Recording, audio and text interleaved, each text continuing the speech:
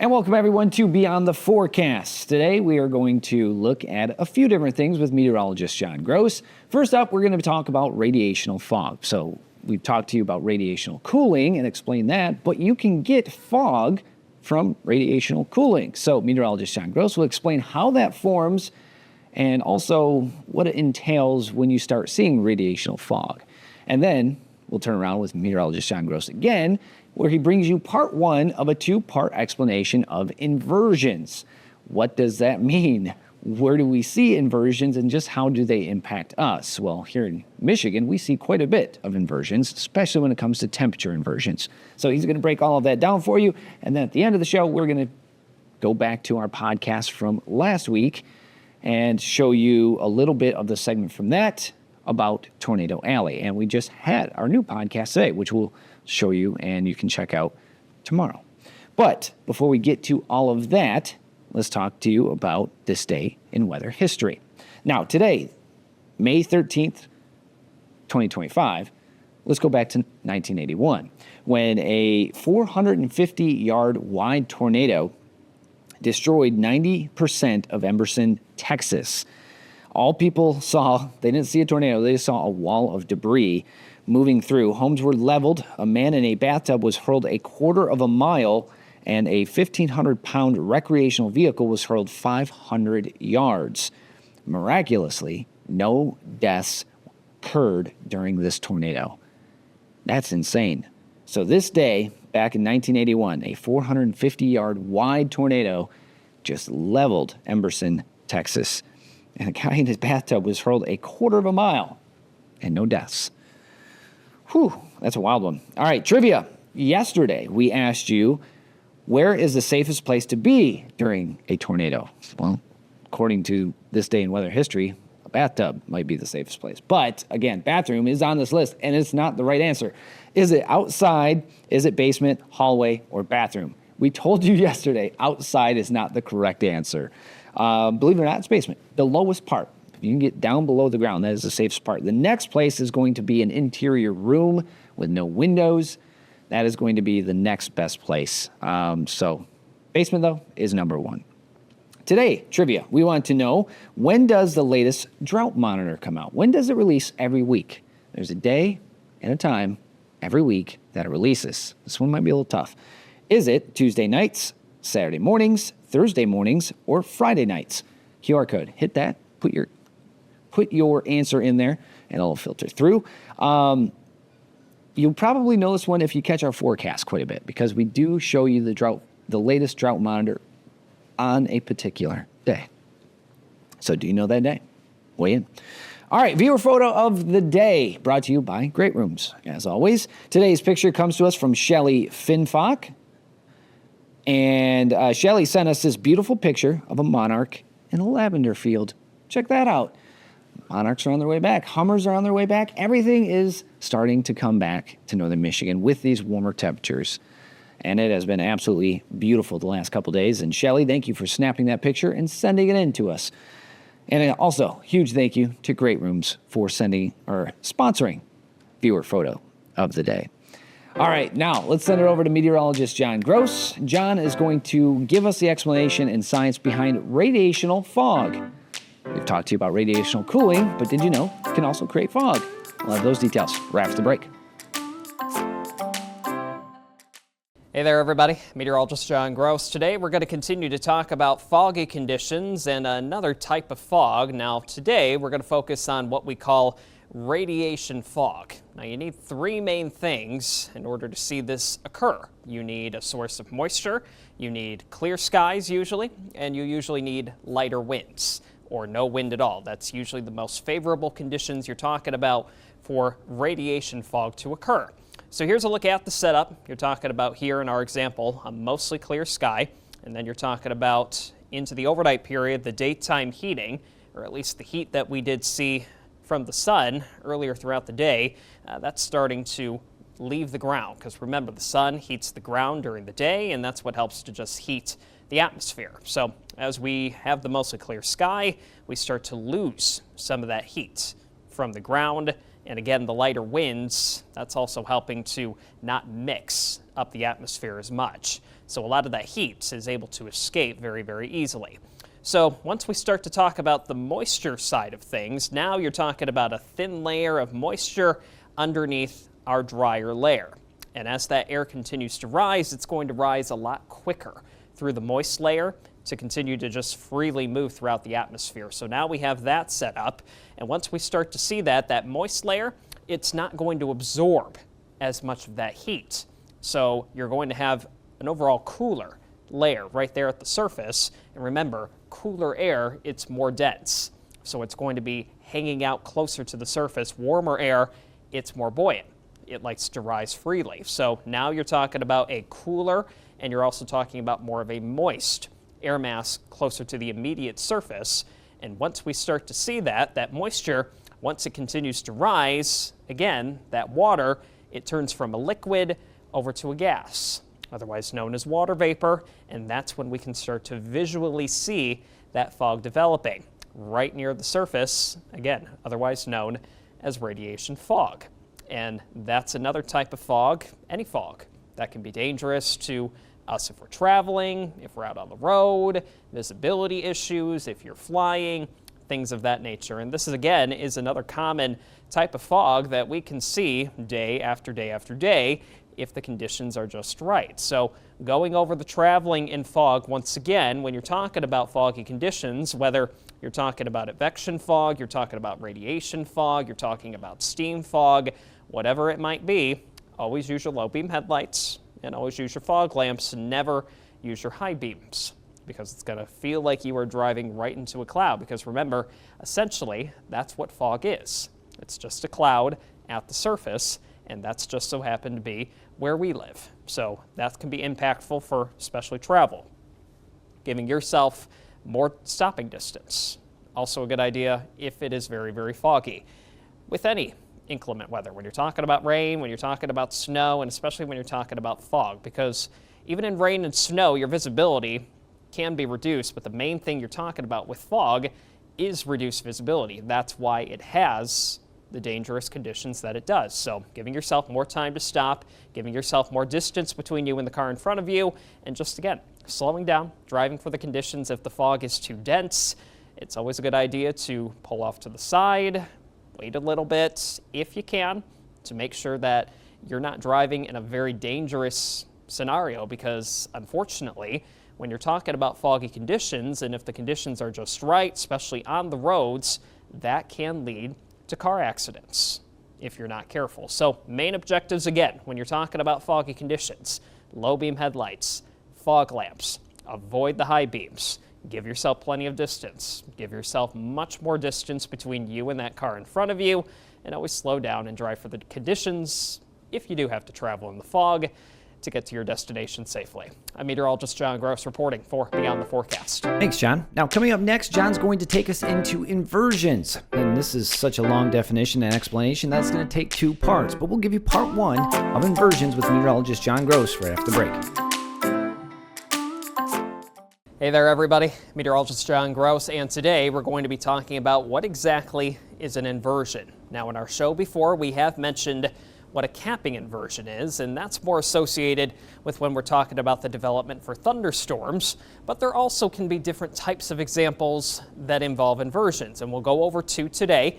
One is called cold air damming, and another one is called a marine layer. So the concept is the same, but we have to understand how the atmosphere already works in what we'll call our normal profile. So here you go, our 3D box, and as the sun continues to warm the surface, at least where we live, right there, that's where you're talking about the temperatures at their warmest. And as you're going up in height throughout the atmosphere, temperatures naturally decrease. So that allows air to freely rise, because remember, warmer air, it's more buoyant. It wants to freely rise versus cold air being more dense. So if we introduce a warmer layer in the mid-levels of the atmosphere, that relatively colder air near the surface, remember, it's more dense, so it runs into this warmer region, and it's unable to freely rise. So that is what we call an inversion. And let's go ahead and talk about a few examples. Here's the first one. You're talking about cold air damming. Now, usually we're talking about this happening in the mountains. And a common place we can see cold air damming, especially in the United States, is near the Appalachian Mountains going towards the Virginias along the eastern seaboard. Now, when you're talking about this, we need to have a shallow layer of colder air, and that's getting essentially pushed throughout the lower levels of the mountains, even into some of the valleys. So again, that colder air, remember, it's more dense and it's not freely rising, or it doesn't want to rise as easily as warmer, more buoyant air. So as we continue to get warmer, moist air rising over that colder air, remember, we got that warmer air ahead of our colder layer, or at least above it.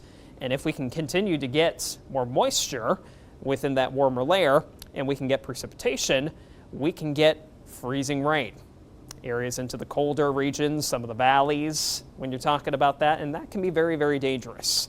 When we're talking about freezing rain, if you do remember, here across northern Michigan, back in March of 2025, we had a very significant ice storm. So this can be very, very dangerous if the setup is just right, and that's what we call cold air damming, all due to an inversion. So that's one example. Let's go ahead and talk about what we call a marine layer. So here's a look at our setup. We have our city right here, and then we do have a body of water off to the west. So you're talking about moist air right over that cooler water, over the coast, we'll call it. And a typical region that we talk about a marine layer, if you're going towards California, Los Angeles, they usually deal with a marine layer a lot, especially throughout the morning. So here's a look at it. Now we're setting up a warmer layer above our colder layer, so that water cools the air near the surface, and once we start to get that cooler air, well, it starts to create our inversion. And then you got that warmer air now over the colder air, and once we start to see that, that's when we can start to eventually get more moisture involved, and then that's when we can start to see clouds starting to form. And once we get that, remember, that colder air, it's more dense, so it's not going to freely rise, so now we're going to be stuck with these clouds until we can break that inversion. Hence, when we can start to get this air colder than the air that's at the surface, because remember, we're naturally supposed to have that warmer air near the surface, and the temperatures are supposed to naturally decrease with height. So once we have it backwards like this with our inversion, the clouds start to develop, and that's when we can start to see our marine layer forming over the water. Now, that's what we'll call the marine layer. You can also get what's called a land inversion as well. It's essentially the same thing, but you start to see that marine layer sliding farther inland, and that's when you can start to see your temperatures, well, the colder air trapped near the surface beneath that warmer layer, and as a result, you can have stubborn cloud cover lingering over the region, mainly throughout the morning, could even linger sometimes into the early afternoon, but again, a very common region that we usually do see this. One spot, Los Angeles, California. Very typical to see a marine layer, especially throughout the morning hours. And this is another thing we did already mention, but we'll go over it one more time. This is what we call a capping inversion. So it's the same philosophy. You're still talking about that colder air trapped beneath your warmer layer, and we want that warmer air to freely rise in order to get thunderstorm development.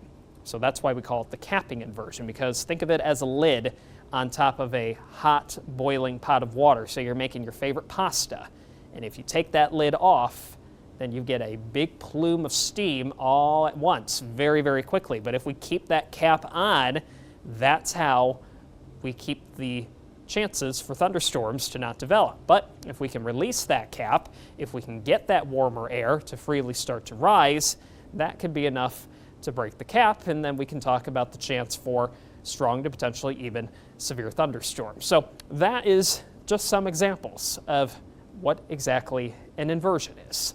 I'm meteorologist John Gross reporting for Beyond the Forecast. Thanks, John. Now, coming up next, me and meteorologist Haley Fischetti, we talk to you about Tornado Alley from our live streaming podcast. We'll have a segment from that coming up right after the break.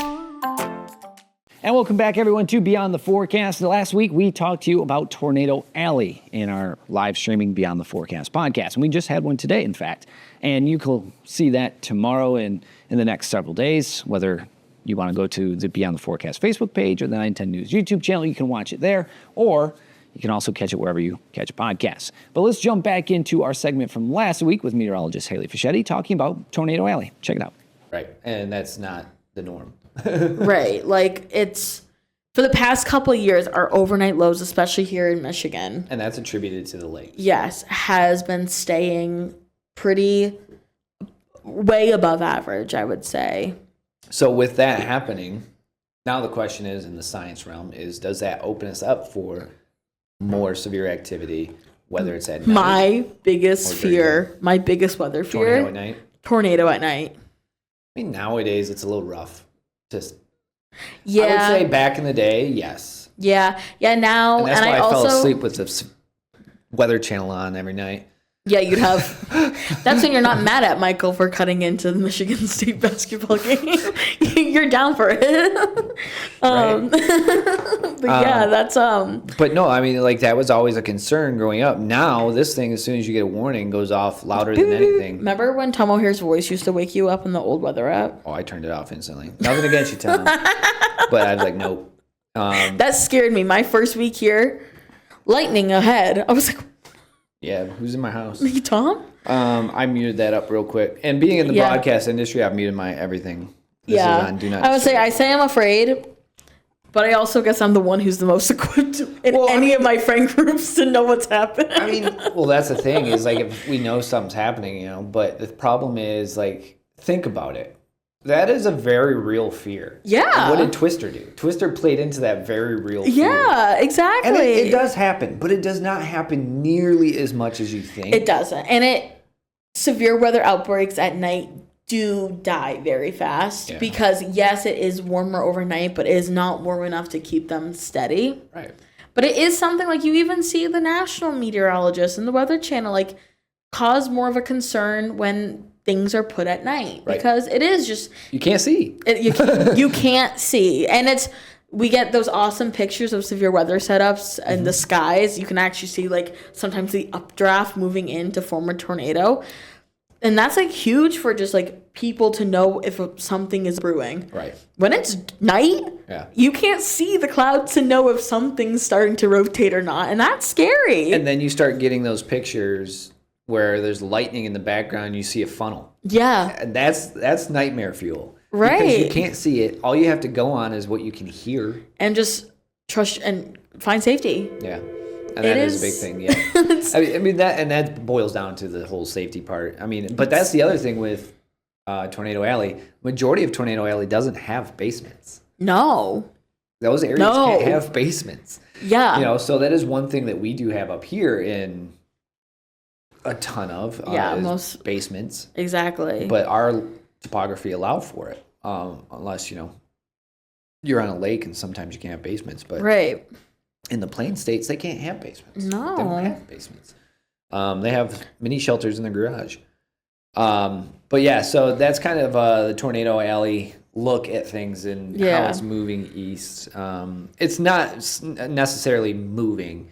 It's No. expanding. It's expanding. They still see the same amount of tornadoes and outbreaks in the Central Plains. The problem is now we're seeing more outbreaks and more Right. east of the Mississippi River. Yeah, I think that's a good way of putting it. It's not so much the per se of moving. It Right. is just expanding now. And it makes sense when you do the science and maths because everything points to it. I would say we talk about it all the time. I think that a constant theme we can say in this podcast is how we keep on talking about how things are getting warmer Right.